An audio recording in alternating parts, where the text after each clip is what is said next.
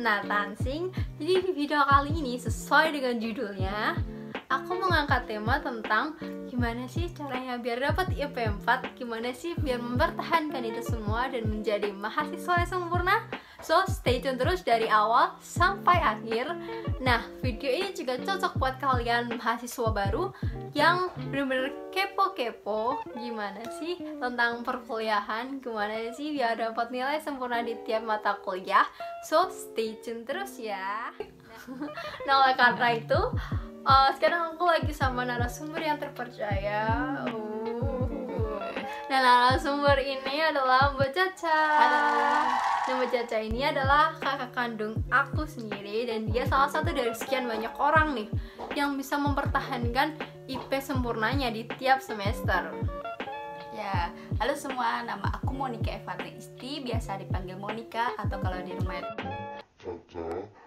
Nah, saat ini aku sebagai mahasiswi di salah satu perguruan tinggi negeri Yogyakarta dan melanjutkan S2 nih di salah satu perguruan tinggi negeri Yogyakarta. Berarti sekarang Mbak Caca lagi ngelanjutin S2 nih. Ya. Buat mereka yang belum tahu nih, Mbak Caca ambil jurusan apa dulu nih? Untuk S1 aku ambil jurusan manajemen, untuk S2 juga sama. Nah, oleh karena itu kita bakalan masuk beda. Jadi per mata kuliah itu dia akan mendapatkan nilai, dan ketika dia semua di rata-rata, nanti dia bakalan mendapatkan, kalau kalian mendapatkan nilai sempurna, kalian pasti bakalan dapat total nilainya tuh 4, yang menandakan semua mata kuliah kalian tuh nilainya adalah A. Ya, pada saat semester itu. Nah, oke, sekarang kita bakal lanjut ke pertanyaan selanjutnya. Gimana sih cara tips and triknya buat mempertahankan nilai sempurna itu? Ya, yang pertama itu kalau kalian mahasiswa baru ini, baru pertama memasuki dunia perkuliahan, pokoknya yang pertama maksimalin di semester awal, baik itu semester 1, 2, 3, itu penentu pertama. Kenapa? Karena ini tuh kalian tuh bisa mengadaptasi di mana materi-materi yang kalian pelajari itu sebenarnya tuh sama dari yang kalian dapatkan di SMA ataupun SMK. Jadi untuk materi semester awal itu biasanya mengulang dari pelajaran SMA kayak gitu. Jadi maksimalin nilai kalian di semester awal kayak gitu. Kenapa? Karena pasti untuk di semester selanjutnya itu pasti akan ada kayak kalian ikut macam organisasi kayak gitu, jadi kan merasa terganggu. Jadi pokoknya maksimalin aja di semester pertama. Yang kedua itu kalian jadilah mahasiswa baik. Kenapa? Ya kalian duduk datang mendengarkan kayak gitu di awal-awal semester kayak gitu. Dan yang ketiga ini kalian perbanyak link, baik itu link pertemanan. Kan biasanya kan kalau di perkuliahan dunia pertemanan lebih luas nih dari di SMA, ada yang satu jurusan, satu fakultas, dan juga perbanyak link dosen. Siapa tahu kalian mendapat rekomendasi dari teman-teman atau kakak tingkat mengenai dosen-dosen yang terbaik gitu. Berarti kayak gitu. Kalau misalnya kita rangkum semua nih dari 3 tips itu, yang pertama itu maksimalin semester awal. Terus yang kedua, jadilah mahasiswa yang baik. Jadilah mahasiswa yang baik. Dan yang ketiga, memperbanyaklah link. Sebenarnya paling penting itu cuma satu, belajar. Belajar itu penting. Oh ya, kalau menurut kamu ini kan kita ini kan sama-sama anak kuliah, tapi aku jurusan ekonomi, dia anak teknik nih. Nah, kalau kamu kayak gimana? Jadi kalau buat mahasiswa teknik itu sedikit ada pengecualian. Mendapatkan IP di atas 3 adalah sesuatu yang indah. Kayak kita udah seneng banget kalau kita mendapatkan IP di atas 3 gitu loh. Nah, tipsnya tuh sebenarnya sama kayak Mbak Caca nih buat kalian para mahasiswa teknik ataupun calon mahasiswa teknik.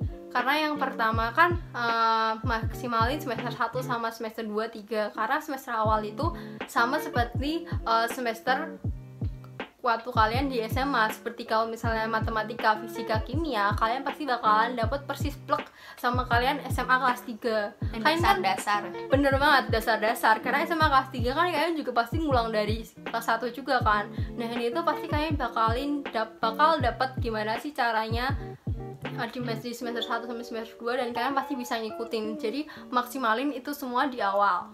Nah, buat tips kedua, jadilah mahasiswa baik. Karena kalian datang ke kuliah pasti kan ada yang namanya tes dan sebagainya, itu kan tes, absen, karena sebagian dosen kayak memperhitungkan nilai juga dari absen. Jadi setidaknya kalau misalnya kalian nggak paham, kalian tetap masuk ke kelas, jadi kayak udah menabung nilai 10% dari nilai kalian. Kan setiap dosen kan ada peraturannya sendiri-sendiri kan. Iya benar.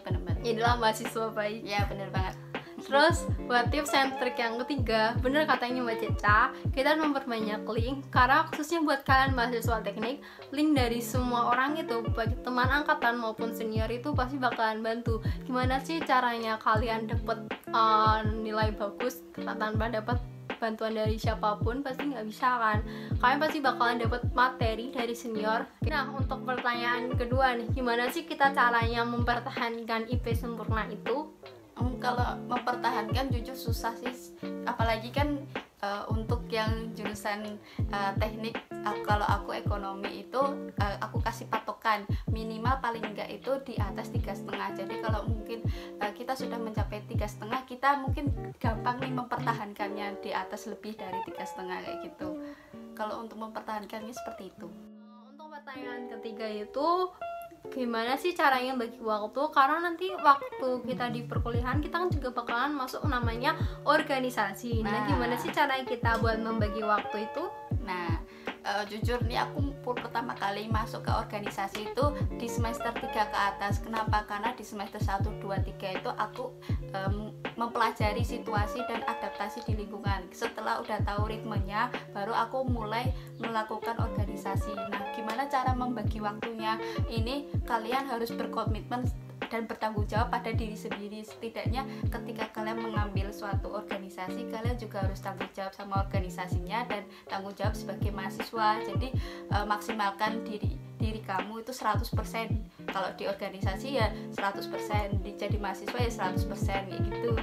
Tanggung jawab sama diri sendiri dan komitmen. Kalau tips dari aku, gimana sih caranya membagi waktu? Karena buat mahasiswa teknik mungkin susah, buat kalian yang apalagi kalian ada praktikum. Buat kalian yang ngambil praktikum pasti kalian bakalan susah buat bagi waktu antara belajar, organisasi, dan praktikum itu sendiri. Nah, caranya tuh kalian buat aplikasi di handphone kalian kayak kalender gitu, dan atau list gitu, apa sih yang belum kalian lakuin selama seminggu itu, apa sih PR kalian. Nah, itu dicatetin. Atau mungkin kalian bisa buat, kan banyak tuh kayak ada kalender di internet. Nah, kalian tuh bisa tuh download kalender di internet atau di salah satu platform Pinterest misalnya. Kalian download dan kalian kayak print, dan kalian tulis tuh kayak tanggal 1 Maret nanti tuh aku bakalan upload video YouTube misalnya kayak gitu. Tanggal 3 aku ngedit video YouTube buat minggu depan, kayak gitu aja. Jadi kalian udah tahu nih step by stepnya tiap hari itu mau ngapain aja. Melakukan to-do list, di breakdown kayak gitu. Nah, jadi kita bakalan ngeringkas dari awal sampai akhir apa sih yang kita bahas dari tadi. Nah, yang pertama itu maksimalin kalian di semester awal. Yang kedua, kalian jadi mahasiswa yang baik. Jadi kalian datang dan mendengarkan dunia perkuliahan dan setiap mata pelajaran. Terus yang ketiga, kalianlah cari link sebanyak-banyaknya dari senior maupun teman seangkatan, dan kalian carilah link juga dari dosen. Nah, gimana sih cara kita mempertahankannya? Cara mempertahankannya itu kalian harus kasih patokan minimal lebih dari di atas 3,5. Nah, untuk selanjutnya kalian bisa mempertahankannya. Nah, untuk pertanyaan selanjutnya nih, gimana sih cara kita membagi waktu antara belajar sama organisasi nantinya? Kalau cara membagi waktunya itu kalian harus bertanggung jawab dan komitmen terhadap diri sendiri. Apa yang kalian ambil, kalian harus bertanggung jawab, dan kalian harus posisikan itu 100% kayak gitu. Jadi mahasiswa itu harus 100% ngerjain tugas dan lain-lain. Jadi anggota mahasiswa, anggota organisasi juga harus 100% kayak gitu. Terus kita juga buat to-do list ya. Oke, jadi mungkin sekian itu dari video kali ini tentang tips and trik gimana sih caranya dapetin itu nilai itu. So, sampai jumpa di video selanjutnya, dan jangan lupa buat like, komen, dan subscribe-nya. Dadah!